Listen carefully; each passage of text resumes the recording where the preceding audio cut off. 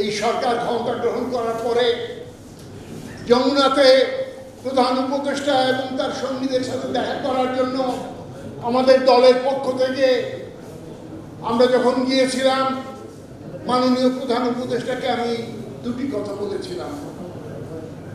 মাননীয় উপদেষ্টা, মাত্র 7-8 দিন হয়েছে আপনি ক্ষমতা গ্রহণ করেছেন, ইতিমধ্যে দুটি ক্ষেত্রে আপনার সাফল্যের তারিফ করতে চাই আমি। একটি হচ্ছে ফাইন্যান্সিয়াল সেক্টর, এদেশের অর্থনীতির ক্ষেত্রে যে লুটপাট, দুর্নীতি, অরাজকতা সৃষ্টি করে গিয়েছিল, অনেকখানি তাকে স্ট্রিমলাইন করে নিয়ে এসেছেন এবং এই কাজের জন্য আপনি অর্থ মন্ত্রণালয়ের যাদেরকে বেছে নিয়েছেন তারা আমাদের সময়ের ঢাকা ইউনিভার্সিটির সেরা অর্থনীতির ছাত্র এবং ঘটনাক্রমে তারা আমাদের পার্টির কর্মী ছিল। তাদের সততা, তাদের প্রজ্ঞা ইতিমধ্যে দেশের অর্থনীতির ক্ষেত্রে বিরাজমান যে সংকট এবং অরাজক অবস্থা অনেকখানি স্ট্রিমলাইন করেছেন। মাননীয় প্রধান উপদেষ্টা বললেন, এই প্রথম রাজনীতিবিদদের মধ্য থেকে একজনের কাছ থেকে কিছুটা প্রশংসার কথা আমি শুনলাম। আমি বললাম যে নিশ্চয়ই আপনাকে প্রশংসা করব আমরা, যে কাজ প্রশংসার কাজ যা করবেন, কিন্তু সেই সঙ্গে আমি বলতে চাই যে আপনার বিভিন্ন কঠোর হবার যে কাজগুলি সেইগুলি করার ক্ষেত্রে খুব সতর্ক থাকতে হবে। আমরা অতীতে দেখেছি ভুতুড়ে মামলা দিয়ে সারা দেশের মানুষকে, নিরীহ মানুষকে হয়রানি করা হয়েছে। এই কাজটুকু দয়া করবেন না। তিনি কথা দিয়েছিলেন এই ভুতুড়ে মামলা আমরা করব না, কিন্তু কার্যত দেখতে পাচ্ছি এখনো সেই ভুতুড়ে মামলা সমানে চলেছে।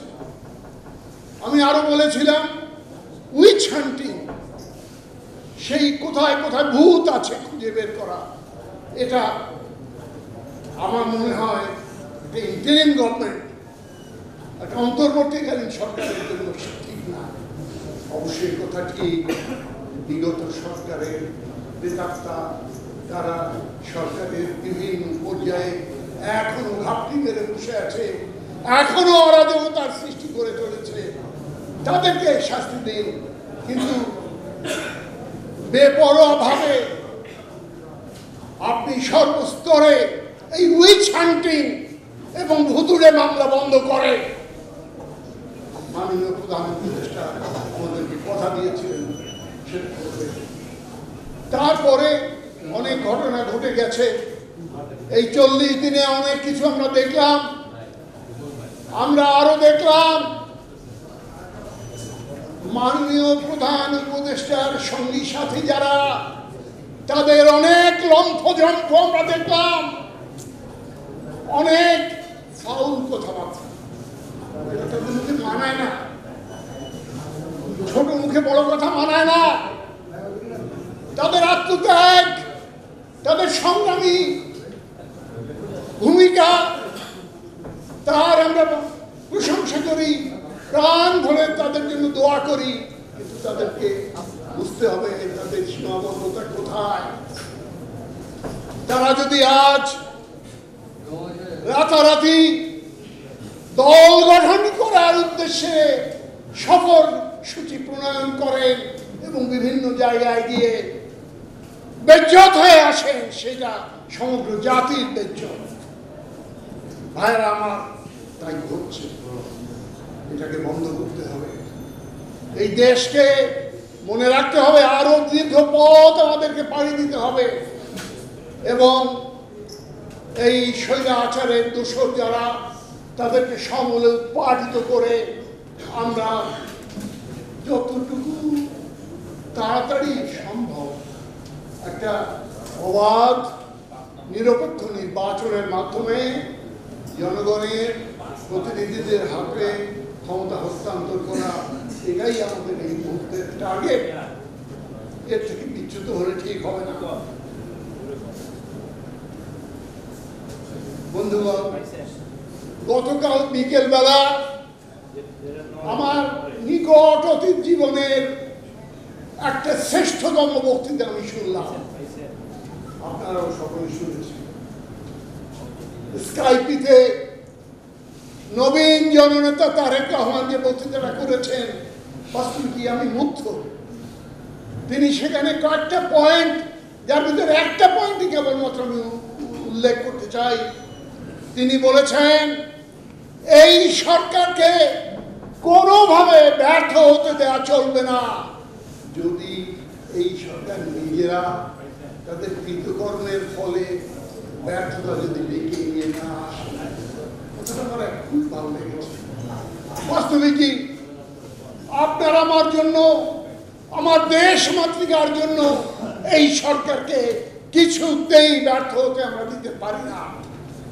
কিন্তু এই সরকারের মধ্যে যদি এমন কেউ বেশি বাড়াবাড়ি করেন, বেশি পাকনামি করেন, তাহলে ব্যর্থতা আপনারাই ডেকে নিয়ে আসবেন।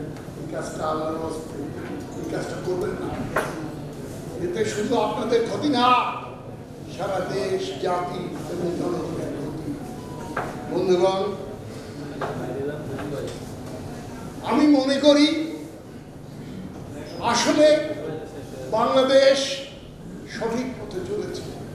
কিছু কিছু ভুল ত্রুটি, কিছু ব্যতিক্রম যে কথার উল্লেখ আমি করলাম, সেগুলিকে ক্ষমা সুন্দর দৃষ্টিতে দেখতে হবে, তাদেরকে বোঝাতে হবে।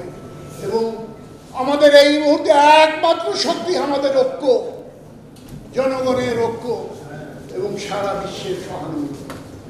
আপনারা দেখেছেন, গত 2-3 দিনে দেখেছেন, পৃথিবীর প্রায় অধিকাংশ দেশ অর্থনৈতিক সাহায্য সহযোগিতা নিয়ে এগিয়ে আসছে। গতকালকে দেখলাম জার্মানি, তারাও 100 কোটি ইউরো অনুদান তারা ঘোষণা করেছে। আমাদের অসুবিধা নাই। যে ভারত আমাদের সাথে শত্রুতা করেছে, এখনো বাংলার স্বৈর শাসককে যারা লালন করছে, তাদের সুর নরম হয়ে গেছে। লক্ষ্য করছেন নাকি? জয়শঙ্কর 1 সপ্তাহ যাবৎ যে সমস্ত কথা বলেছিলেন, আজকের কাগজে দেখলাম তার সাংগঠনিক পতিত তারা। আজকে মণিপুর, মিজোরাম সর্বত্র আগুন দাউ দাউ করে জ্বলে উঠেছে।